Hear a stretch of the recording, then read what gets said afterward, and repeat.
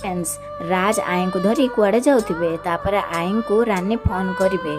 आई phone उठाइबे तापर रानी कहे मो भॉइस शुणिकी डरी गली कि देह हाथ थरुची कि तापर आई रानी को कहे एबे तू मो कथा न बुझी निजर जत्न ने कहीं ना एबे पाग भल नहीं काल बैशाखी हेबार संभावना अच्छी। तापर राज कहे आई तमें फोन रखिल तुम देह भल नहीं परा। तापर राज को पाटी शुणी रानी डरी जाए कहे राज तापर रास्ता रे केते गुड़ाक पत्थर रखा जाइथिबो। तापर राज गाड़ी रखीदेवे। तापर आई राज को पचारे कौन है राज।